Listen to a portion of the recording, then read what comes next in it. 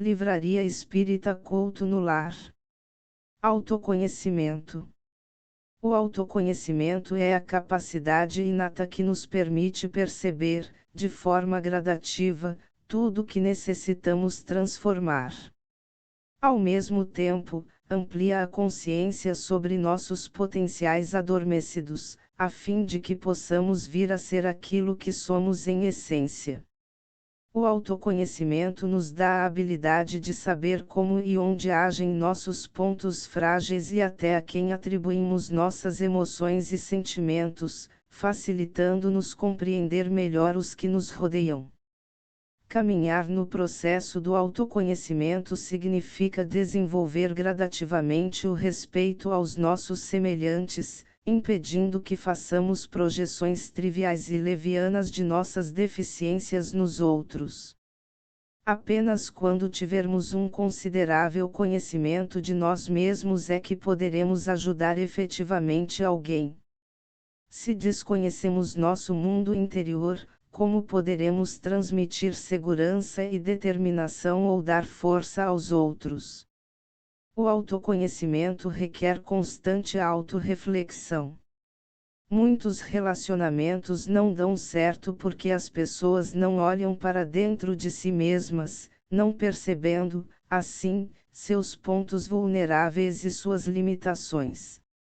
Quando atenuamos ou amenizamos as críticas a nosso respeito e a respeito dos outros, estamos assimilando de forma verdadeira as lições que o autoconhecimento nos proporciona. Não são os grandes conflitos que tornam nossas relações, de negócios, de amizade, de família, conjugais, mal-sucedidas, e sim um conjunto de insignificantes diferenças, reunidas através de longo período de tempo. Cobranças, indelicadezas, petulância, insensibilidade, autoritarismo, desinteresse, impaciência, desrespeito, essas pequenas faltas no dia a dia podem destruir até mesmo as mais antigas e afetuosas convivências. Embora não possamos perceber de forma clara e direta, lançamos na vida interpessoal pensamentos e emoções inaceitáveis. Eles formam nosso lado escuro, aquela área do inconsciente que governa e, ao mesmo tempo, dita as normas tanto nos confrontos desagradáveis como nos ímpetos de deboches e gracejos em nossos inúmeros relacionamentos. Descobrimos o quanto nosso eu oculto está em plena atividade quando rimos exageradamente de uma pessoa que escorrega na rua, ou que se equivoca diante de uma palavra, ou mesmo quando ela sofre algum tipo de comparação sarcástica com ponto censurado do seu corpo. Nossa área sombria é uma região inexplorada e indomada que atua de forma imperceptível em nossas ações e atitudes. Geralmente, é essa área que participa de nossas supostas brincadeiras e influencia com precisão o tipo de palavras engraçadas e picantes que deveremos usar nas piadas chulas, nas expressões maliciosas e zombeteiras. A mensagem subliminar desse nosso mundo oculto aparece quando nos horrorizamos com o comportamento sexual das pessoas, recriminando e discriminando cruelmente raças, credos e grupos de minoria. Os demônios, na Idade Média, e igualmente as bruxas e hereges simbolizaram brutais projeções de nosso desconhecido lado escuro. Suplícios e fogueiras, guilhotina e ferro em brasa são marcas que assinalaram a história da humanidade com os féritos da nossa crueldade inconsciente. É surpreendente como nossas tendências desconhecidas sempre arrumam uma forma de se dourarem de princípios filosóficos, redentores ou salvacionistas. O desconhecimento de nossa vida interior profunda nos conduz ao vale da incompreensão de nossos sentimentos para com nós mesmos e para com os outros. Os espíritos foram criados simples e ignorantes. Se não houvesse montanhas, o homem não pôde compreender que se pode subir e descer, e se não houvesse rochedos, ele não compreenderia que há corpos duros. É preciso que o espírito adquira experiência e, para isso, é preciso que ele conheça o bem e o mal. Projetamos nossa sombra quando pegamos alguém para Judas, quando denegrimos e julgamos a sexualidade alheia sem nos dar conta dos próprios conflitos sexuais. Ela não somente se manifesta em um indivíduo, mas pode exprimir-se em um corpo social inteiro, nas perseguições raciais, nazismo, apartheid, Ku Klux Klan e outras tantas, e nas chamadas guerras santas ou religiosas. Em outras circunstâncias, na repugnância e no ódio visivelmente explícitos e sem controle revelados por meio de palavras e gestos violentos, na aversão ou irritabilidade diante de certas reportagens publicadas pelos veículos de divulgação, nas atitudes de cinismo e nas mais corriqueiras situações e acontecimentos da vida social, e também nas projeções satíricas ou maliciosas em presença de pessoas consideradas diferentes. Já é tempo de não mais apontarmos o cisco no olho alheio. Lembremo-nos de Jesus Cristo, o notável terapeuta de nossas almas, ao analisar os conflitos que atormentavam os seres humanos por não admitirem os diversos aspectos da própria sombra. Assume logo uma atitude conciliadora com o teu adversário, enquanto estás com ele no caminho, para não acontecer que o adversário te entregue ao juiz e o juiz ao oficial de justiça e, assim, sejas lançado na prisão. Nossos piores inimigos ou adversários estão dentro de nós, não fora. É imprescindível nos reconciliarmos com os opositores íntimos, ou seja, enxergarmos com bastante nitidez nosso lado escuro, para atingirmos paz e tranquilidade de espírito.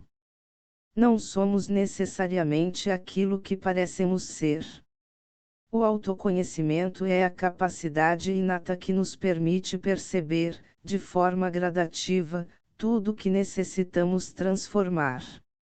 Ao mesmo tempo, amplia a consciência sobre nossos potenciais adormecidos, a fim de que possamos vir a ser aquilo que somos em essência. Porque o mal está na natureza das coisas. Eu falo do mal moral. Deus não poderia criar a humanidade em melhores condições. Já te dissemos, os espíritos foram criados simples e ignorantes. Deus deixa ao homem a escolha do caminho, tanto pior para ele, se toma o mal, sua peregrinação será mais longa. Se não houvesse montanhas, o homem não poderia compreender que se pode subir e descer, e se não houvesse rochedos, ele não compreenderia que há corpos duros. E preciso que o espírito adquira experiência e, para isso, é preciso que ele conheça o bem e o mal. Por isso, há a união do espírito e do corpo. Expressão alusiva ao apóstolo Judas Iscariotes, aquele que traiu Jesus e que caiu na antipatia do povo. Até hoje, infelizmente, esse episódio é lembrado e o boneco que o representa é malhado e queimado no sábado de Aleluia, em praça pública. Só tememos o que desconhecemos. O autoconhecimento requer um constante exercício, no reino do pensamento reflexivo, sobre as sensações externas e internas. Viver uma vida sem reflexão é como escutar uma música sem melodia. Aqueles que não conhecem a si mesmos dificilmente terão um bom relacionamento com os outros. O ser humano deve afastar de sua vida hábitos e crenças que o tornam inconsciente da própria vida íntima. Só tememos o que desconhecemos. O autoconhecimento requer um constante exercício, no reino do pensamento reflexivo, sobre as sensações externas e internas. Viver uma vida sem reflexão é como escutar uma música sem melodia. Examinando o Novo Testamento com os olhos da psicologia, chegamos à conclusão de que Jesus Cristo foi uma criatura extraordinária e fascinante, um psicoterapeuta por excelência, além de significativamente moderno. As palavras, os atos e a vida do mestre possuem, sob muitos aspectos, um significado oculto que é desvendado por todos aqueles que possuem olhos de ver e ouvidos de ouvir. Narra-nos o apóstolo Mateus: ele dirigiu-se a eles, caminhando sobre o mar. Os discípulos, porém, vendo que caminhava sobre o mar, ficaram atemorizados e diziam: é um fantasma. E gritaram de medo. Mas Jesus lhes disse logo: tende confiança, sou eu, não tenhais medo. Pedro, interpelando-o, disse: Senhor, se és tu, manda que eu vá ao teu encontro sobre as águas.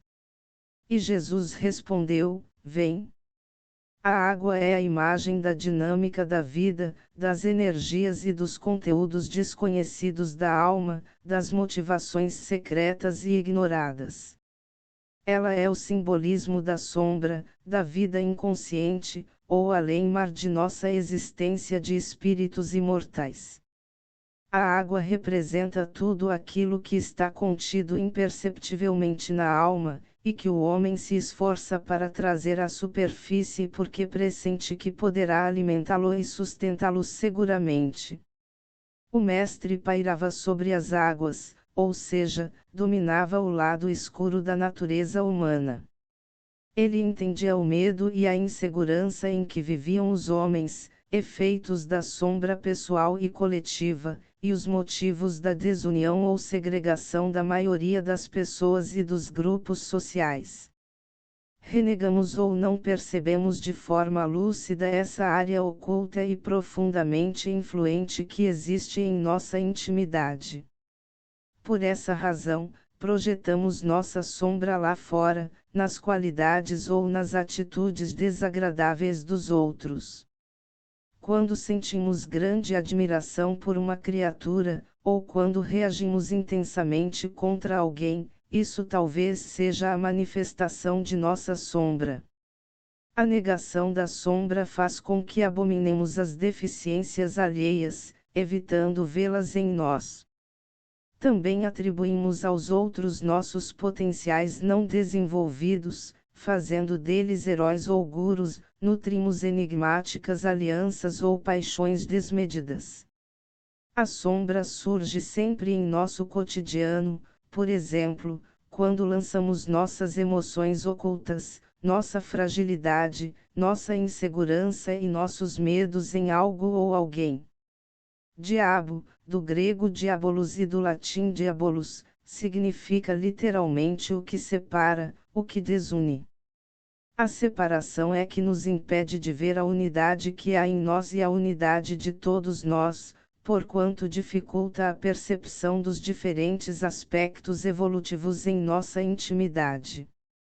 Ao aceitarmos nossos opostos, autoritarismo, subserviência, bajulação, desprezo, futilidade, desleixo, artimanha, credulidade, possessividade e insensibilidade, aprendemos o ponto de equilíbrio das polaridades, é admitindo os lados que chegamos ao meio termo. Ao aceitarmos a unidade ou o caminho do meio, começamos a dar fim à nossa rivalidade com nós mesmos e com os outros. Ficamos a favor de nossa realidade, ao invés de hostilizá-la. Nossa visão de mundo ainda depende dos lados positivo e negativo, da nossa ambivalência de seres humanos em evolução, em outras palavras, da coexistência de atitudes, tendências e sentimentos opostos inerentes à condição humana. A qualidade mediadora para unir os opostos e que nos leva ao equilíbrio se chama amor. O amor une as pessoas e, ao mesmo tempo, as interliga com as outras criaturas. Não podemos projetar nossas atitudes rudes, sombrias, insuportáveis e complicadas sobre entidades exteriores, como os demônios. A característica básica daqueles que acreditam em seres criados especificamente para o mal é buscar constantemente um bode expiatório para tudo na vida. As criaturas que assim creem precisam, no fundo, negar seu lado fraco ou impulsos inaceitáveis, culpando o mundo pelo desequilíbrio que elas não veem em si mesmas. São consideradas caçadoras crônicas de bodes expiatórios e quase sempre escapam de suas responsabilidades, atos e consequências com uma projeção do tipo: o diabo ou os maus espíritos me levaram a fazer ou falar isso. O Espiritismo ensina que o desequilíbrio reside na intimidade de cada um de nós. Quando temos a coragem de ouvir os demônios interiores, que simbolizam alguns aspectos de nossa sombra, isto é, aquelas tendências em nós que mais tememos e das quais fugimos, atingimos com mais facilidade a auto-melhoria. Se houvesse demônios, eles seriam obra de Deus, e Deus seria justo e bom se houvesse criado seres devotados eternamente ao mal e infelizes. Se há demônios, eles habitam em teu mundo inferior e em outros semelhantes. São esses homens hipócritas que fazem de um Deus justo um Deus mau e vingativo. Ele dirigiu-se a eles, caminhando sobre o mar. Os discípulos, porém, vendo que caminhava sobre o mar, ficaram atemorizados.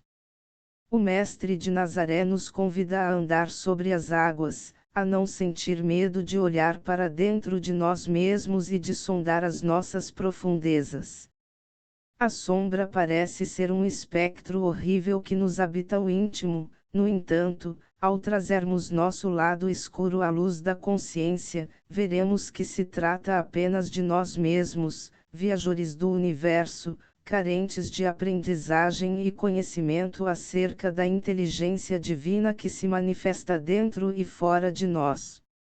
Há demônios, no sentido que se dá a esta palavra.